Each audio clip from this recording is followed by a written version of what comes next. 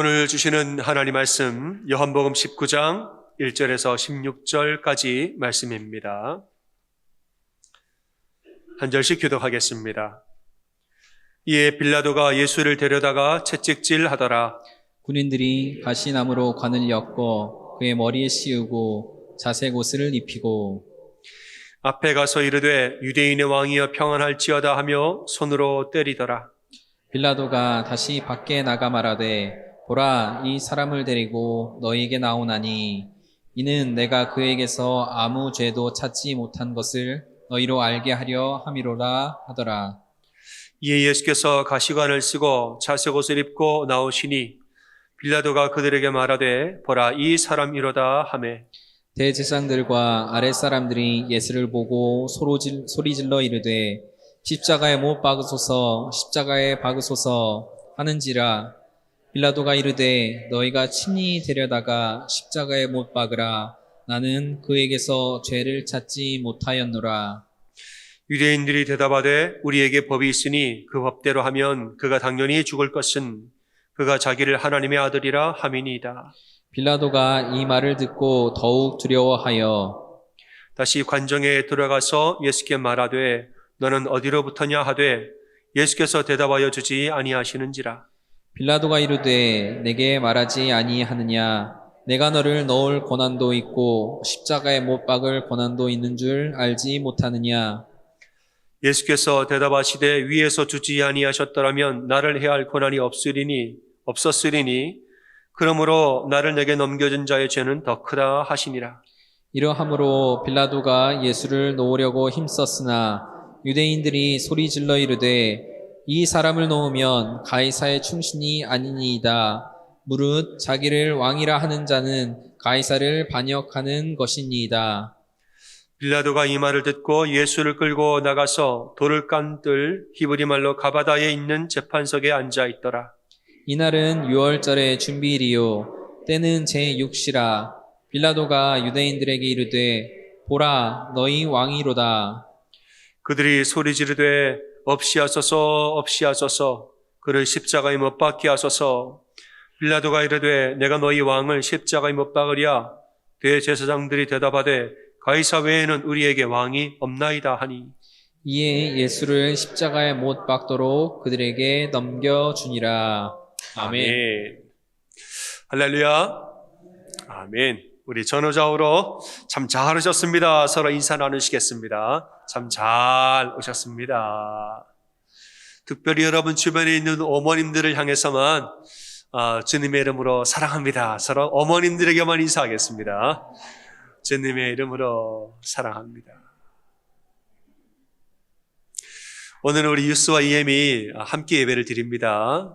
이제 어머님과 함께 예배하라 이거예요. 그래서 부모님들과 함께 예배하기 위해서 카네이션을 달아드리고 오늘 함께 예배하게 됩니다. 오늘 말씀에서는 이제 본디오 빌라도의 이야기가 나오죠. 유대인들이 예수님을 끌고 빌라도를 찾아가서 이 사람 사형시켜 주십시오. 요구를 합니다. 빌라도가 조사를 다 해봤더니 죄를 찾지를 못하겠다는 거죠. 이 사람 사형을 내릴 만큼의 죄가 없는데 이렇게 말했더니 유대인들이 막 소리를 지르면서 아주 반발을 했다는 거예요. 아니, 자기를 왕이라 하는 자는 가이사를 반역하는 자가 아닙니까? 우리에게 왕은 가이사밖에 없는데 자칭 왕이라 하는 자 가이사의 반역자입니다. 이런 사람 놓아주면 당신은 가이사의 충신이 아닙니다.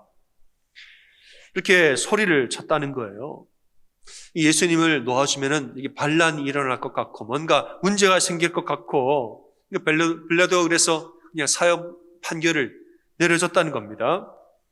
그리고 마태복음 27장에 보면은 유대인들이 다 보는 앞에서 물을 가져다가 그 앞에서 손을 씻으면서 이 죄는 나는 죄가 없다. 너네가 죽이라 해서 죽인 거고 이 죄는 다 너희가 당하라. 공개적으로 손을 씻고 털었다는 겁니다. 빌라도는 예수님에게 어떤 악감정도 없고 예수님 무죄인 것도 다 알고 있었는데 이 사건에 있어서만큼은 본인이 개입하고 싶지 않았던 거예요. 무죄한 자를 죽이는 일에 있어서 개입하고 싶지 않고 나는 그저 제3자로서 평범한 자로 나는 남고 싶다라고 지금 의사를 표시하고 있습니다. 그런데 왜 예수님 죽였느냐는 거예요. 다 알면서 무죄인 거 알면서 왜 그는 예수님 죽이는 사형 판결을 내렸는가? 밀란이 일어날 것 같고 그러다 보면 내 자리까지 흔들릴 것 같고 그래서 죽인 겁니다. 여러분, 빌라도를 보면서 우리가 드는 생각은 죄라는 것은 어떤 악감정이 있거나 혹은 악독한 사람만 짓는 것이 죄가 아닙니다. 평범한 사람처럼 혹은 관계없는 사람이라 할지라도 죄는 어느 누구라도 적당한 조건이 주어지거나 특정한 조건이 주어지면 죄를 짓는다는 거예요. 나쁜 사람이 아니라도 악독한 사람이 아니라도 죄 지어도 괜찮은 적당한 조건이 주어지면 사람들을 짓는다는 겁니다. 1961년 예루살렘에서 세기의 재판이 열렸습니다. 히틀러의 나치 친위대 중령이었던 칼 아돌프 아이히만 중령의 재판이 열렸습니다. 이 사람은 유대인 학살, 여러분 유대인 수백만 명이 죽었던 일을 아시죠? 유대인 학살의 실무 책임자입니다. 실무 책임자인 아이히만 중령의 재판이 열렸습니다. 이 사람이 전쟁에서 패한 후에 저 아르헨티나 어디로 도망가서 숨어 살다가 잡혔습니다. 그리고 예루살렘에 끌려와서 재판을 받는데 이것이 TV로 온 세계 방영이 됐습니다. 사람들이 생각하기를 아이히만이 도대체 누구냐? 사람들을 트럭에 태우고 가스실로 데려가서 죽이고 시체를 처분하고 그 실무자가 누구냐는 거예요. 다들 생각하기를 아주 악독한 사람일 것으로 예상을 했습니다. 아주 정말 죄인 중에 죄인처럼 생긴 그런 사람이겠지 하고 TV를 봤는데 아이히만을 보니까 그저 평범한 할아버지들하는 거예요. 너무나 평범한 할아버지, 무기력해 보이는 할아버지. 당신 왜 그랬습니다? 그래 물어봤더니 나는 나치의 정강도 몰라요. 나는 그냥 친구의 권유에 따라서 등 떠밀려가지고 친위대에 들어간 거고. 그렇게 허약하게 이야기하는 거죠. 저는 개인적으로 유대인에게는 어떤 악의도 없습니다.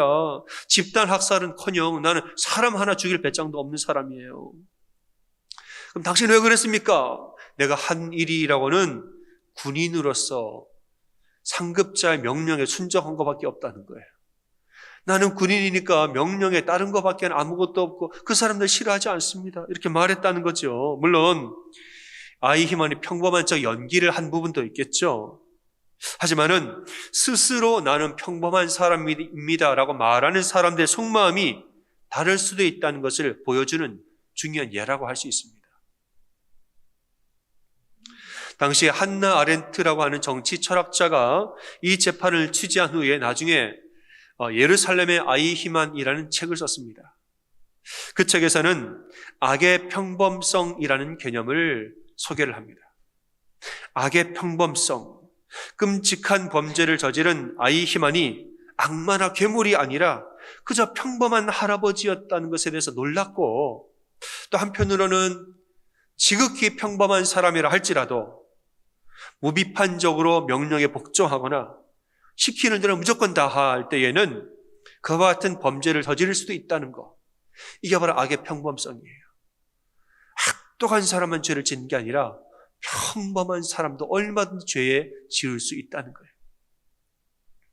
사회학자 지그문트 바우만이라는 사람도 같은 이야기를 했습니다. 2차 세계대전이 끝난 후에 아우슈비츠, 굴락 혹은 히로시마 이런 것이 우리에게 주는 교훈이 무엇이냐? 가장 충격적인 사실은 자칫하면 우리도 가스실에 들어갈 수 있다는 것이 두려운 게 아니에요. 자칫하면 나도 적당한 조건만 주어지면 나도 가스실을 경비하는, 지키는 사람이 될 수도 있다는 거예요. 자칫하면 적당한 조건만 주어지면 나도 가스실의 굴뚝에 가스를 집어넣는 사람이 나도 될 수 있다는 거예요. 이게 아우슈비츠가 우리에게 주는 교훈이라고 말했습니다. 히로시마를 생각할 때에 그냥 자칫하다가 내 머리 위에 원자폭탄이 떨어질 수도 있겠다. 이게 두려운 게 아니에요.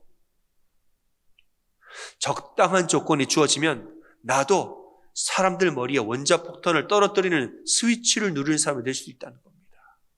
적당한 조건만 되어지면 그래도 괜찮은 조건이 주어진다면 누구든지 사람 머리 위에 폭탄을 떨어뜨릴 단초를 누릴 수가 있다는 겁니다. 이게 우리에게 주는 교훈이라고 말합니다. 우리는 빌라도에게서 이러한 악의 평범성을 보게 됩니다. 사도신경에 의하면은 이 사람은 하나님의 아들 예수 그리스도를 죽이는 엄청난 죄를 지었습니다. 그의 죄는 지난 2000년 동안에 모든 기독교인들에 의해서 고백되어지고 있습니다. 본디오 빌라도에게 십자가를 못 박였다고. 본디오 빌라도 본인은 뭘 한지는 모르겠죠. 하지만 그는 엄청난 죄를 지었습니다. 하나님의 아들 독생자 예수 그리스도를 죽였습니다. 오늘 말씀 보니까 빌라도가 가만히 보니까 그는 그냥 평범한 총독이었다는 겁니다. 뭐 그 일에 관여하고 싶지도 않았고 무죄인 것도 알았고 그리 악독한 죄인도 아니고 평범한 총독 중에 한 명이었다는 거예요. 다만 유대인들이 반란을 일으킬까 봐 내 자리가 흔들릴까 봐 그냥 걱정이 되어서 지그시 진실에 눈 감은 것밖에 없다는 거예요. 진실에 눈 감아도 되는 적당한 조건과 상황이 되어서 그냥 그렇게 했다는 겁니다. 여러분, 이 모습을 통해서 우리가 배워야 할 것은 어느 누구라도 죄의 유혹에서 자유로운 사람은 없다는 겁니다. 누구든지 죄 지어도 되는 적당한 상황이 되면 그럴 수 있다는 겁니다. 나는 어떠한가? 죄 지어도 괜찮은 적당한 상황이 되었을 때 나는 그 유혹을 뿌리치고 그래도 거룩하게 살 것인가? 우리가 신앙생활을 하지 않아도 되는 적당한 조건이 주어졌을 때 어느 누구도 뭐라 그러지 아니하고 신앙생활 안 해도 되는 그런 조건이 주어졌을 때 나는 그래도 끝까지 신앙생활을 할 수 있는가에 대해서 우리는 겸손하게 스스로에게 질문을 던져보아야 합니다. 억울한 일을 당한 사람이 친구를 찾아가서 하소연을 했습니다. 아니 세상에 그런 사람 어디 있느냐, 어떻게 사람이 나한테 그럴 수 있느냐라고 하소연을 했더니 친구가 이렇게 대답을 했다는 거예요. 야, 너도 장담하지 마라. 사람들은 그래도 되는 상황이 되어지면 다 그렇게 한다. 사람들은 그래도 괜찮은 상황이 되면 다 그렇게 산다. 너도 너무 자신하지 마라 라고 대답을 했다는 거예요. 이게 바로 악의 평범성입니다. 그럼 우리 안에 악의 평범성만 있느냐? 선의 평범성도 있습니다. 오늘 말씀의 제목이 악과 선, 선과 악의 평범성이라고 제가 했습니다. 우리 안에는 선의 평범성도 있습니다. 누구나 악을 범할 수 있지만 누구나 선도 행할 수가 있다는 거예요. 모든 사람 안에는 선과 악이 공존하고 있습니다. 사도 바울은 이 복음을 위해서 자신의 평생을 바쳤던 위대한 사도였습니다. 훌륭한 사람이죠. 좋은 일도 많이 하고 자신의 평생을 거의 헌신했습니다. 하지만은 로마서 7장 21절에 보니까 그 안에 악도 굉장히 많았다는 거예요. 선을 행하기 원하는 나에게 악이 함께 있노라. 내 속사람으로는 하나님의 법을 즐거워하되 또 다른 죄의 법이 나를 사로잡는 것을 내가 보는도다. 오라 나는 곤고한 자로다. 이 사망의 몸에서 누가 나를 건져내랴. 참 이 마음으로는 거룩하게 살고 싶은데 육신의 욕심이 너무 강한 거예요. 이 육신의 몸을 벗어나지 못하는 내 마음, 두 마음이 싸우는 것을 보면서 나는 곤고한 자로다. 그런데 이렇게 곤고한 사람이 어떻게 결과적으로 삶을 그렇게 위대하게 살았냐는 거예요. 이렇게 공고한 사람이, 갈등이 많은 사람이 어떻게 결과론적으로 그 생애가 왜 그렇게 어떻게 이렇게 훌륭할 수가 있냐는 거지요. 이것은 성령의 도우심으로 했던 겁니다. 8장 2절과 3절에 말합니다. 육신으로는 연약하여 할 수 없는 것을 하나님은 하시나니 예수 안에 생명의 성령의 법이 나를 해방하였다고 그랬어요. 이 사망의 몸에서 누가 나를 건져내랴? 나는 못했는데 성령의 법이 나를 해방하였다는 겁니다. 하나님이 나를 해방시켜 주셨다는 거예요. 여러분, 예수님 안 믿는 사람의 마음에는 죄의 법만 있습니다. 예수 안 믿는 사람의 마음에는 죄의 법만 있는데 예수 믿는 성도들의 마음에는 성령의 법도 같이 거합니다. 차이가 뭐냐? 예수 안 믿는 사람 마음에는 나 자신밖에 없어요. 이 죄 지을 때는 편안하게 죄 짓죠. 하지만은 예수 믿는 사람은 그 뒤부터는 성령님이 내 안에 거하심으로 나 자신이 없어지는 것은 아니지만 성령님이 내 안에 거하사 영원토록 내 안에 내주하심으로 이제는 내 욕심이 올라올 때는 성령님과 함께 올라옵니다. 그러지 마라. 내가 죄 지으려고 막 할 때는 성령님 동시에 말씀하십니다. 그러지 말아라고. 말한다는 거예요. 예전에는 편안하게 죄를 지었는데 이제는 죄를 지을 생각을 하면은 불편한 마음이 듭니다. 성령님 말씀하시니까. 그러지 마라. 그러면 안 된다. 우리 안에 전쟁이 일어나게 되는 겁니다. 여러분, 성령님은 성도들의 마음에 함께 하심으로 계속 우리를 지켜주시고 인도하십니다. 죄를 멀리하고 선을 행할 수 있도록 성령님 계속 우리와 함께 하신다는 거예요. 그러니까 여러분, 선행과 악행이라는 것은 개인적인 능력의 문제가 아니라 성령의 음성에 순종하고 결단하는 문제입니다. 성령의 음성에 순종하면은 평범한 자라도 선을 행하고 성령의 음성을 거부하면 평범한 자라도 죄를 짓는 것입니다. 우리의 인생을 돌아보면 여러분 지난 한 주간을 돌아보세요. 지난 한 주간 동안에 여러분 삶에서 하늘이 두 쪽이 나는 엄청난 일이 여러분 있었습니까? 물론 있는 분도 계시겠지만은 대부분의 사람들은 그저 평범하게 삽니다. 지난주와 같은 이번 주와 같을 다음 주. 대부분의 사람은 우리 일상이 반복되어지고 평범하게 그저 우리는 다 삽니다. 아침에 일어나서 씻고 밥 먹고 일하고 또 예배를 드리고 자고 반복을 하는 거예요. 우리가 착한 일을 하고 나쁜 일을 할 때 어떤 대단한 차이 때문에 선과하게 갈리는 것이 아닙니다. 그 순간에 성령의 음성에 순종하면 선을 행하는 것이고 그 순간에 성령을 거부하면 악을 하는 거예요. 선과 악은 우리 안에 공존합니다. 그래서 악한 마음이 들 때 선한 마음이 함께 활동하면서 우리 마음에는 성도의 마음에 갈등이라는 것이 생깁니다. 이 갈등을 뭐라고 얘기하냐? 성경에서는 마음의 찔림이라고 그랬어요. 마음의 찔림. 옛날에는 예수님 안 믿을 때 마음의 찔림이 없었죠. 덜했죠. 하지만 예수님 믿으면 마음의 찔림이 너무 심한 거예요. 죄 지으려고 하면은 성령이 음성이 자꾸 우리 가로막습니다. 너 멈춰라 거기서. 거기까지 하고 그러면 안 된다라고 자꾸 성령이 말씀하시는 거예요. 이 음성에 순종하면 선을 행하는 것이고 순종하지 않으면 악을 행하는 것이에요. 사도행전을 읽어보면 말씀을 듣고 마음의 찔림을 받았다는 표현이 2번이 나옵니다. 첫 번째는 사도행전 2장에서 베드로가 설교를 하는데 사람들이 마음의 찔림을 받았다 그랬습니다. 뜨끔하고 찔렸다는 거. 그래서 어떻게 했느냐? 사람들이 그러면 우리가 어찌할꼬? 라고 물어봤대요. 그럼 우리가 어찌할까? 나를 도와주세요 하고 말씀을 더 듣다가 그날 세례를 받고 제자의 수가 3,000이나 더하더라. 두 번째는 사도행전 8장에서 스데반이 설교를 합니다. 스데반이 설교를 하면서 메시아 예수 그리스도를 너희가 죽였도다 그랬더니 사람 마음에 찔림을 받았습니다. 우리가 메시아를 죽였다. 찔림을 받은 그 다음에 어떻게 했느냐? 어떻게 했을까요? 말씀 보면은 첫 번째 이를 갈고 두 번째는 귀를 막고 그 다음에 소리를 지르고 돌을 집어서 던졌다라고 했어요.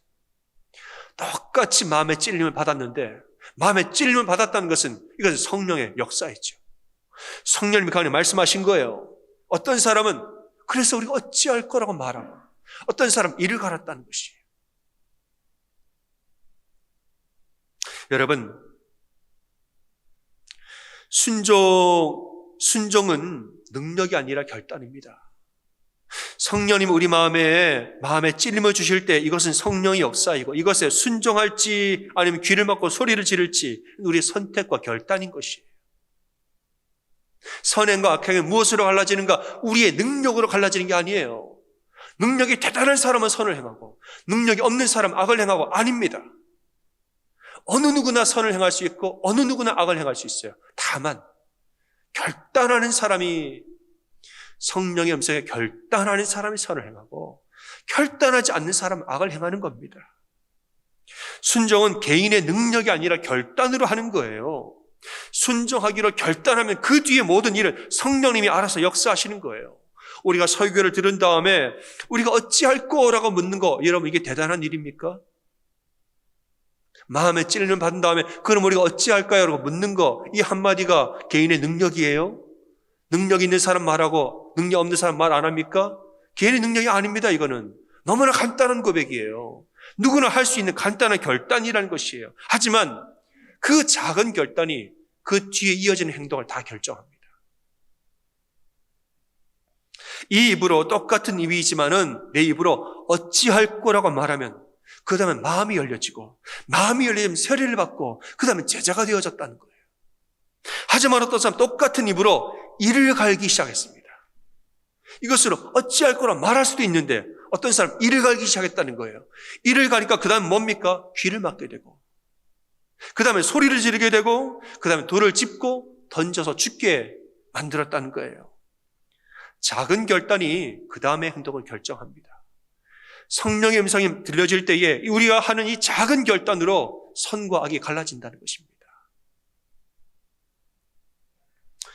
여러분, 거룩하게 사는데 엄청난 능력이 필요하다 생각하지 마십시오. 내가 이 회복을 하려면 엄청난 계기가 있어야 내가 회복을 할 수 있다 생각하지 마십시오. 그저 간단한 결단이 필요한 겁니다. 막 귀를 막고 소리를 지르고 하다가 그러지 말아야지. 이 입으로 내가 어찌할 거라고 말해야지. 순간적인 결단. 손을 들어서 돌을 잡아서 던지려고 하다가도 이러면 안 되지. 두 손을 모아서 기도하기로 하는 잠깐의 결단이 필요한 거예요. 예전에 제가 묵상에 대해서 가르칠 때, 제가 이제 청년들을 가르칠 때 묵상을 제가 많이 강조했습니다. 청년의 때에 말씀을 많이 배워야 하고 매일매일 묵상해야 한다. 이제 청년들 묵상을, 성경 공부 시간에 묵상을 많이 강조했습니다. 그 청년 리더를 매주 교육을 시켰는데 리더가 한 20명 이상 됐습니다. 모아놓고 제가 매일매일 묵상을 시키는 거예요. 근데 이제 참 지금 생각해보면 제가 미안한 면도 있어요. 그 묵상을 매일매일 했는지 제가 체크를 합니다. 그 청년들 모아놓고 매일매일 체크를 해요. 근데 이제 묵상을 너무나 안 해온 친구들 있으면 제가 얘기를 해요. 여러분, 묵상 안 하신 분들 일어나세요. 일어나요. 뒤로 나가세요. 그래서 제가 묵상을 안 하시면 뒤로 나가세요. 그리고 정말 미안해요. 손을 드세요. 제가 그랬어요. 손을 드세요. 그래서 1분 동안 제가 뒤로 나가서 손 들게 만들었어요. 근데 지금 생각해보면 제가 회개를 합니다. 내가 잘못했다. 아무리 그래도 그렇지. 미안한 마음이 있어요. 근데 제가 그런 말을 하죠. 여러분이 속회에 가서 말씀을 전하고 말씀을 가르치고 성경 공부를 인도하고 그를 위해서 중보기도 하고 사역해야 될 리더들이 묵상을 안 하면 되겠느냐. 제가 뭐 이렇게 말은 조용조용히 합니다만은 신앙에 대한 열정은 제가 있는 사람입니다. 한 번은 이제 너무 묵상을 얘기하니까 한 청년이 그렇게 물어봐요. 목사님, 저도 묵상을 하려고 생각은 하는데 잘 안 되어진다는 거예요. 목사님, 하려고 생각은 하는데 잘 안 되어져서 제가 매일매일 빠지지 않고 묵상을 하려면 어떻게 하면 좋을까? 저한테 물어봤어요. 그래서 제가 이렇게 되물었습니다. 그래? 생각해보자. 자, 지금 네가 집에 있다. 집에 있는데 침대에 지금 소파에 앉아있다. 소파에 앉아있는데 갑자기 묵상을 해야지라는 생각이 났다. 성령님 주신 마음이죠. 묵상을 해야지 하는 생각이 떠올랐다. 그럼 어떻게 해야 되냐? 뭐부터 해야 되냐? 물어봤어요. 책상에 앉아야 된대요. 그 전에 뭘 해야 되느냐? 묵상집을 찾아야 된대요. 아니 그 전에 뭐부터 해야 되냐는 거예요. 소파에서 일어나야지. 제가 그랬어요. 소파에서 먼저 일어나야지. 그게 처음이지, 그게. 소파에 앉은 채로 묵상을 해야지. 소파에 앉은 채로 이따가 저녁에 해야지, 내일 해야지, 모레 해야지, 생각만. 성령님 우리에게 음성을 주셨고 묵상을 해야지 생각을 주셨는데 그걸 앉아서 소파에 앉은 채로 생각만 하는 거예요. 생각만 하면 아무 일도 일어나지 않는다. 소파에 앉았다 일어나는 게 대단한 일입니까? 능력자만 할 수 있는 일이에요? 아니죠. 누구나 할 수 있습니다. 평범한 일이에요. 하지만 성령님의 마음이 주셨을 때 평범하고 작은 결단이지만 그 결단을 하면 그 뒤에 일은 이어서 이루어진다. 우리가 할 수 있는 이 작고 간단한 결단이 그 뒤에 모든 행동을 결정한다는 것입니다.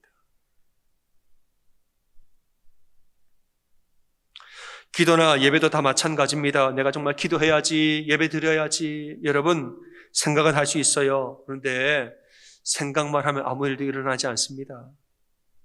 일단 자리에서 일어나야죠. 저는 그래요. 여러분이 정말 하고 싶으면 일단 자리에서 일어나세요. 일어나는 게 먼저입니다. 자리에서 일어나는 거 대단한 능력 아니죠. 누구나 할 수 있어요. 하지만 이 결단이 그 뒤에 이어지는 모든 행동을 결정하게 된다는 것입니다.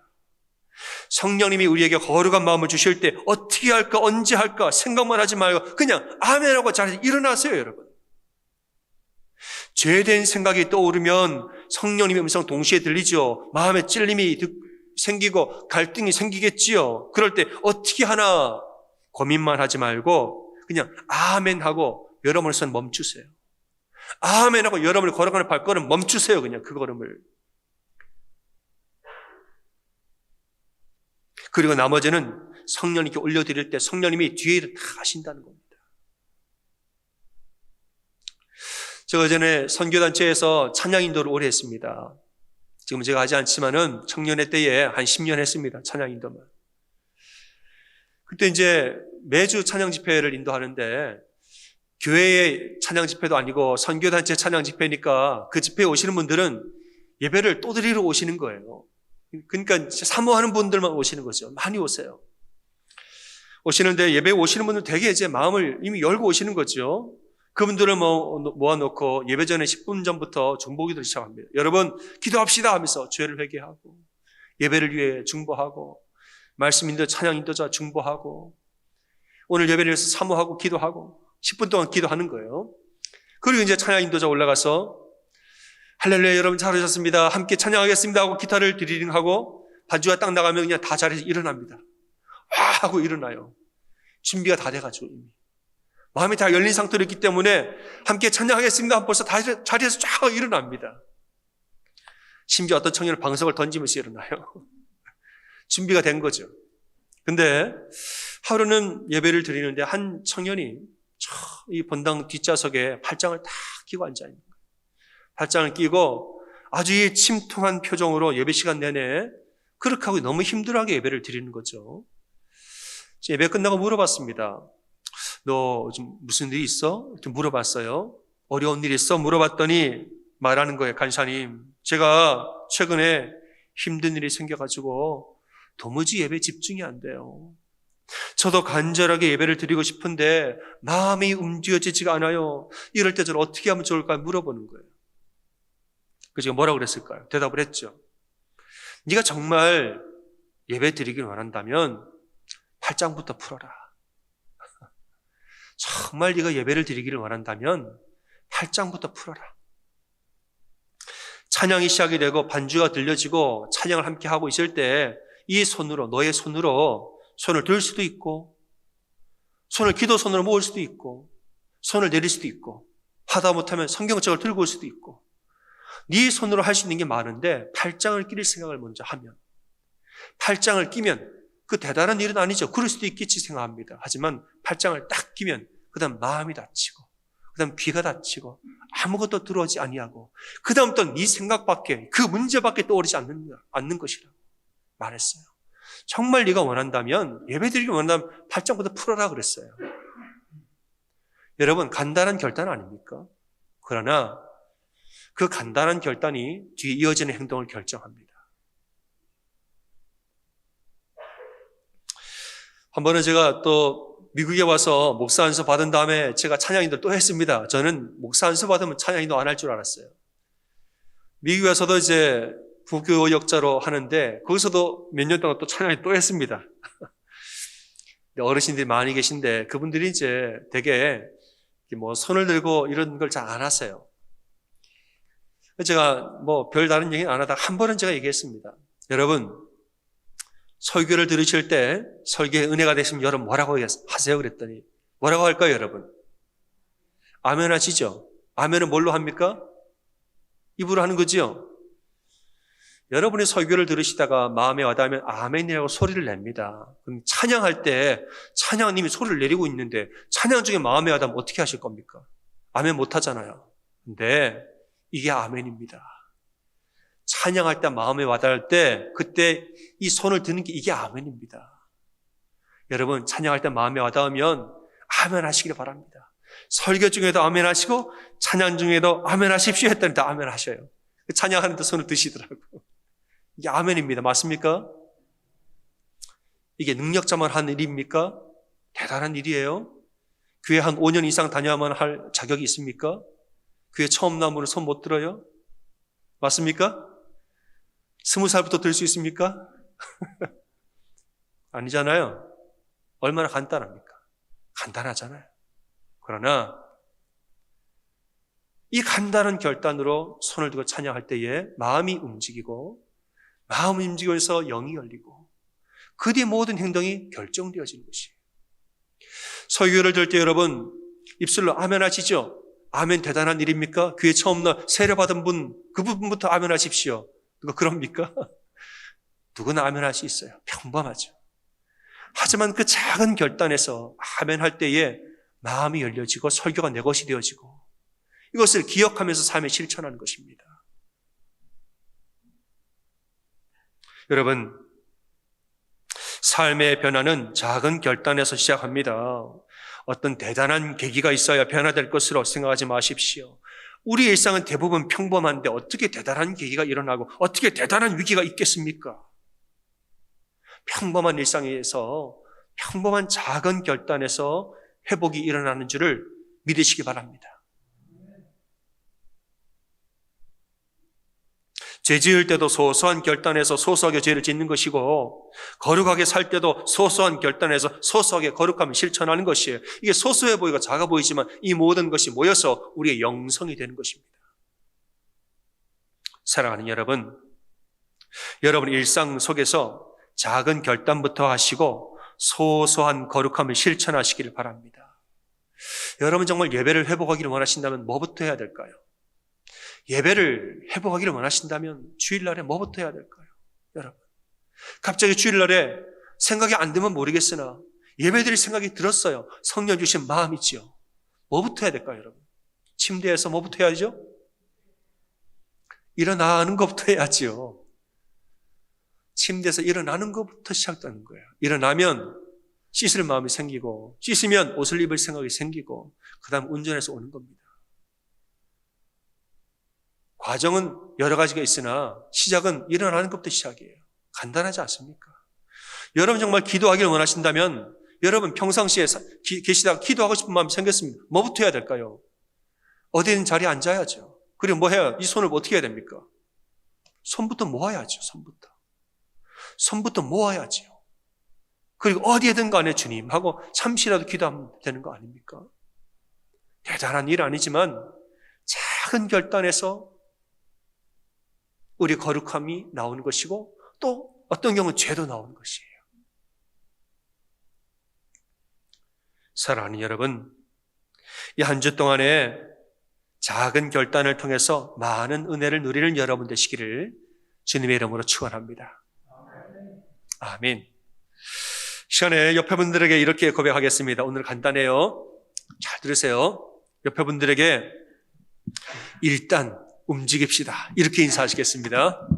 일단 움직입시다. 아멘.